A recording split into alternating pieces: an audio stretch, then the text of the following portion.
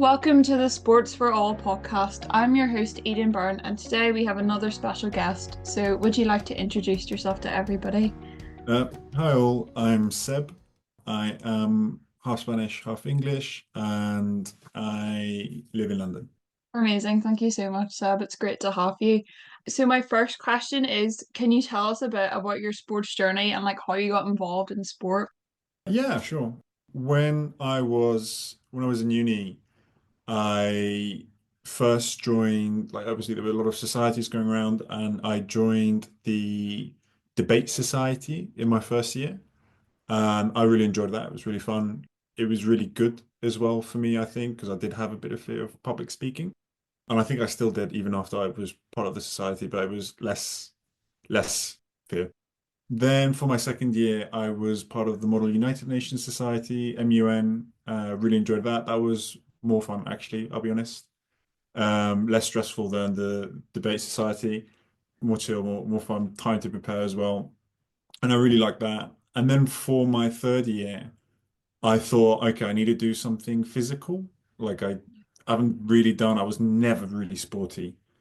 And I tried out for a few clubs at uni. And the club that I really liked for one of their taster days or taster sessions was rowing. And the rowing club at my uni is not very good, not very good. We had sellotape on the boat. But it was a really fun group. And it was quite close to me as well, which was important. And that's how I got into rowing. I really enjoyed it. I enjoyed the social aspect of it. I enjoyed actually training to get fitter, to measure yourself against, you got the 2Ks and the 5Ks in rowing, and seeing progress in that. I felt that that was something that really helped me establish a routine as well, which I thought was really helpful. And then the pandemic hit and stuff, and I stopped rowing for a bit, or for a while actually. I stopped rowing for a while. And then I was like I had put on quite a bit of weight, I'll be honest, during the pandemic. And I thought, all right, I need to do something sporty again. And I got back into rowing. And it was a great thing for me to do after uni. It's not something that I really considered after uni, just joining any sort of sports club. And I've met really, really great people through that, which is probably the one thing I'm most grateful for, other than getting fit. Not that I am fit, but getting fitter.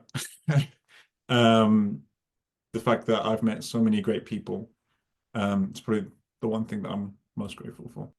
Yeah, no, I'd be the same. I think you just like make those friends and like those connections that like Yeah, can really help you, especially like through the pandemic as well. Like yeah, I know mhm, when I was like doing taekwondo and stuff, it always really gave me something to kind of look forward to and like kind of like yeah, I guess like you had those like friendships and connections that you could talk to and like somebody to turn to. In terms of like biggest achievements then, have you had any like big goals in rowing? Like what have you kind of yeah, what have your highlights been and like achievements been? Good question. I've won a few races. I've won a few. Oh, I've been in a boat that has won a few. I didn't do it by myself. It's a team sport. Biggest achievements at the club I started off at after uni. I was the fastest. I had the fastest 2K, which I was very happy about. Always good to be on top. That's really good for the confidence. Yeah, absolutely. Um, yeah. Um, Achievements. Yeah, I mean, as with any competitive sport, I think my biggest achievements were pushing myself. But I don't know what it's like with other sports, but with rowing, it's at the last club I was at, it was 8 times a week training. Yeah, Mm, which is a lot, which is a lot. yeah. Um, so I think pushing yourself, being able to remain consistent, winning as well. And I think with a lot of things, not just something competitive, not just rowing, with pretty much everything, there's a point at which you have to love it to Yeah. not be bored by it, because rowing, training for it, I mean, you train for anywhere between a 6 to 18 minute race. That's Yeah. what that's ju Judgment Day, let's say. That's where you really have to put everything and give everything, right? But what you don't see is that you spend 8 days a week, many times you're on the rowing machine, you're just rowing literally for an hour and a half, right? Doing nothing else, right? It's not like when you're on the bike, you can be on your phone and stuff. You just have Yeah. to row for an hour and a half, called UT2, and you really only do that if you love what you do. Yeah. And I think, yeah, I think you can take that to a lot of things. Like if you want to be really, really good at anything, you have to, I don't know if it's endure the boredom or love the boredom. I don't know how I would describe it, but there will be boredom, but there's a payoff. Yeah, no, it's kind of like you get the benefits from it. Like the Mhm. reward, all the hard work pays off, I guess, isn't that what they Yeah. say? Yeah. Although it's not always easy. I don't think it's ever easy. It just takes a lot of effort, discipline, resilience, commitment as well, and love for what you do. Yeah, you really have to love it. Mm. Otherwise, you wouldn't do it, really, would you? Yeah. Mhm.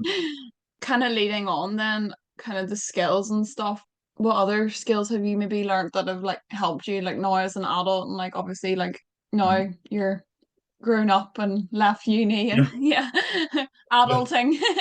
Yeah. Do I feel grown up is the question. Yeah, do we ever? Um, yeah. Um, skills. I think the getting used to like the boredom, like if you want Yeah. a clear goal, like even at work, if I want to develop skills or anything, I'm not just going to find a course online or a YouTube video or something. I watch it, I read it, boom, I know how to do it, right? It's something that takes time. It's something that you do it wrong many times. I've been rowing for almost 3 years in total, if not over 3 years, about 3 years, give or take a few months in total. And every day there's something I could improve, right? Every day. I don't think I've ever gone out and my coach was like, that was perfect. There's nothing you need to improve on. Just keep on doing that. That's I've never, in fact, I've capsized 13 times in total, which is crazy. It's a huge number of times. It's a huge number of times. I don't think I've heard anybody get more than 8 capsizes. So I think I might have the record on that actually. But yeah, I think being used to working and putting in the work and not seeing an immediate payoff, I think that's Yeah. an important because usually the payoff is a delayed metric almost. Like let's say I'm a bit vain and I want to get fit, right? I'm not gonna row one day and then tomorrow wake up and be fit, right? It's something that takes time, takes persistence. You don't see the change. The changes are so small each day, and you might even go back from one week to another. That you really have to understand the process to commit to it.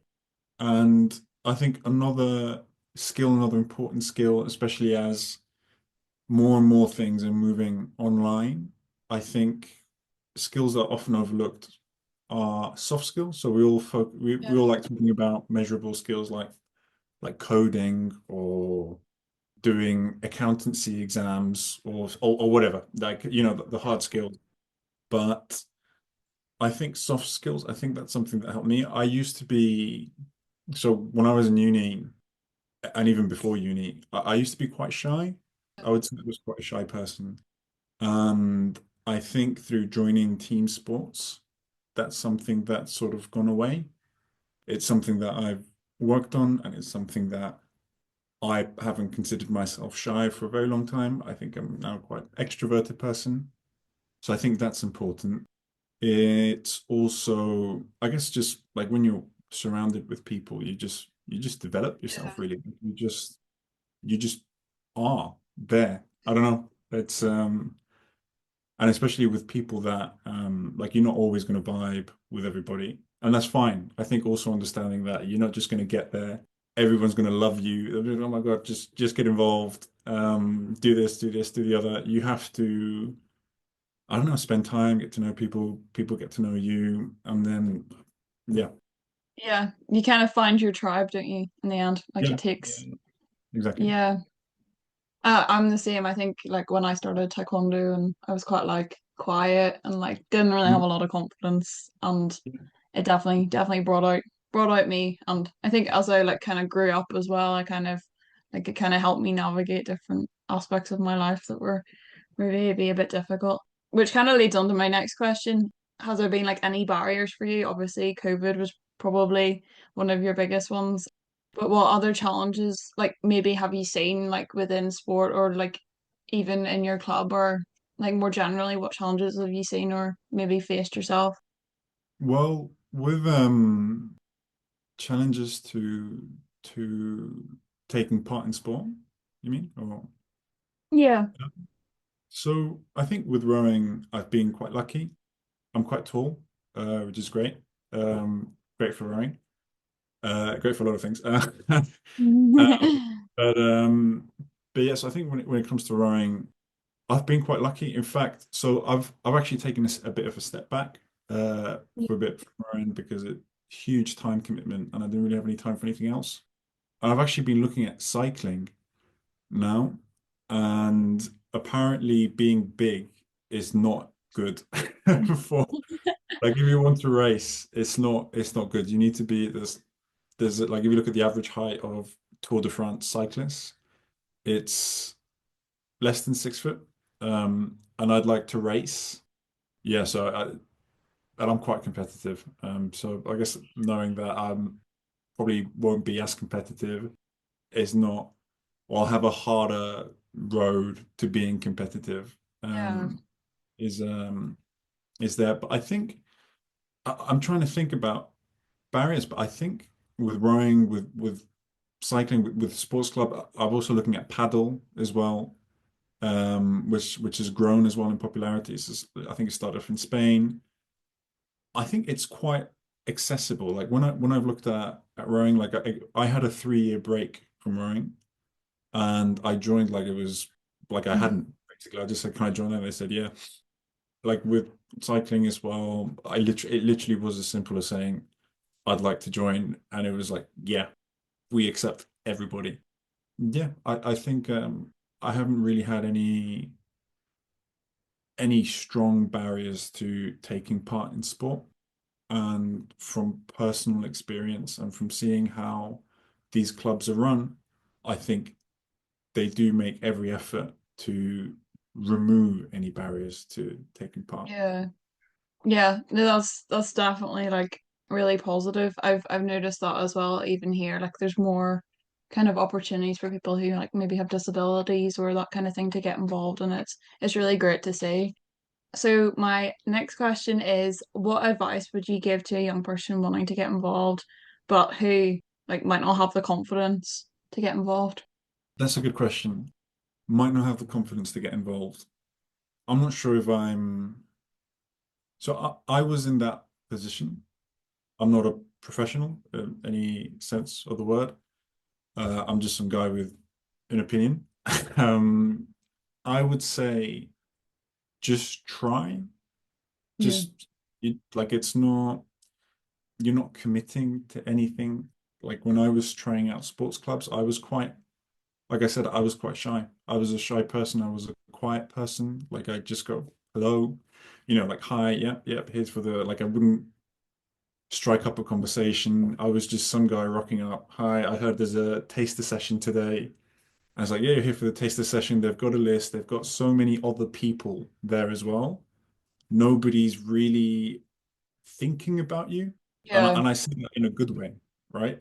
Yeah. Like you're thinking, you're overthinking everything you're doing, and everybody, and I tell you, everybody is probably doing something similar with themselves. They have, if you're there for a taster session, they've got so many people to get through. They just want to get everybody involved. They're not thinking, oh wow, he said something weird, or wow, that's a bit awkward. Like they're not. That's not going through anybody's mind, right?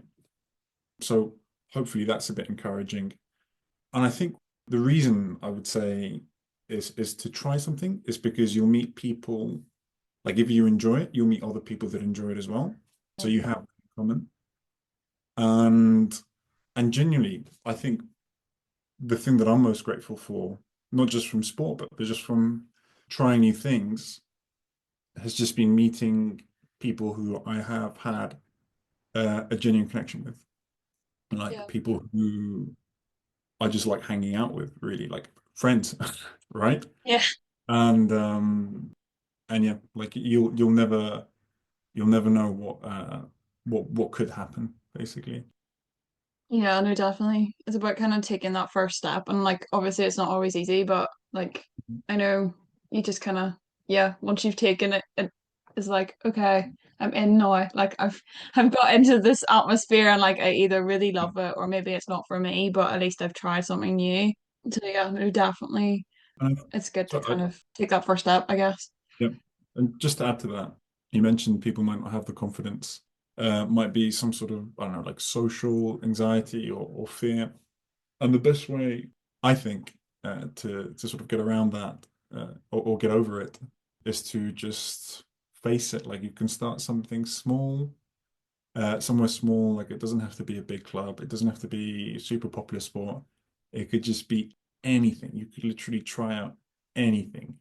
Like an example for me right now is one of my New Year's resolutions is to learn to dance properly because I'm a terrible dancer, and I'll admit that. I'm not a good dancer at all. I need to be very drunk before I go on the dance floor. And even then I know I'm bad, but at that point I don't care.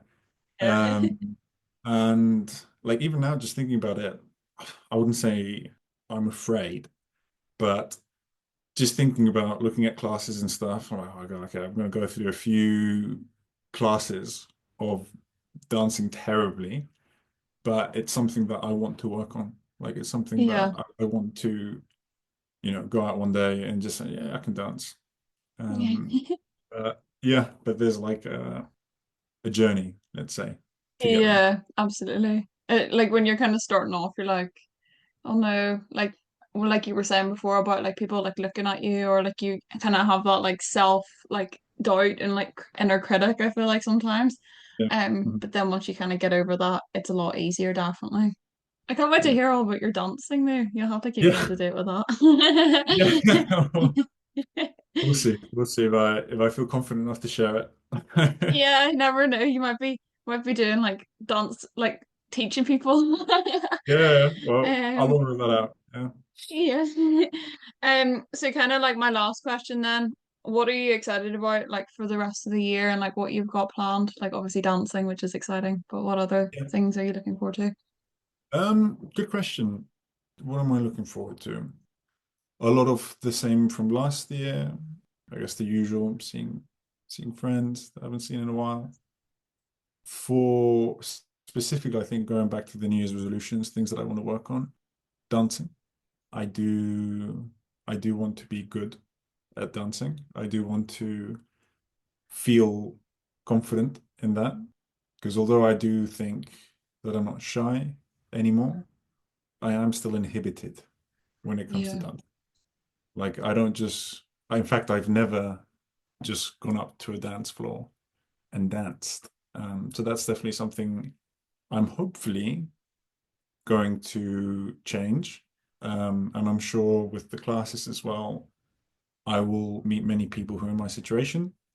I'm sure many men who are in my situation. Yeah, and you're nodding to that. Yeah.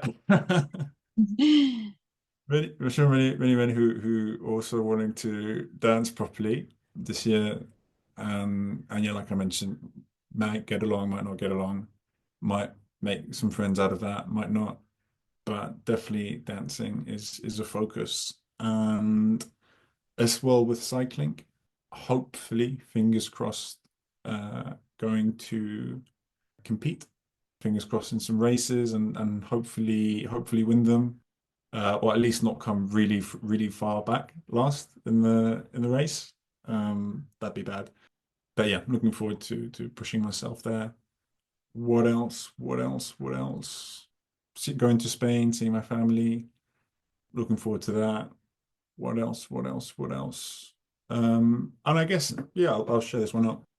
So at the end of each year, I write a letter to myself to read at the end of the next year about all the things that have gone on and what I'm looking forward to in 2025. 5 or the next year.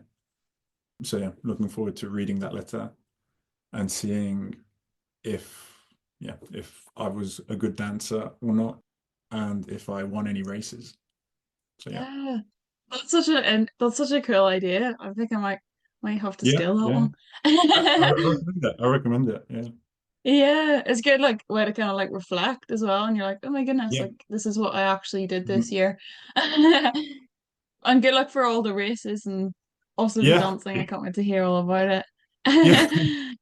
Thank you. Yeah, and thank you so much for coming on. It's been really great to have you today. Thank you so much for listening to the podcast. It would be great if you could give it a follow and if you could give it a rating. If you want to connect with me further, you can find me on LinkedIn at Eden Byrne or on X at Eden71003.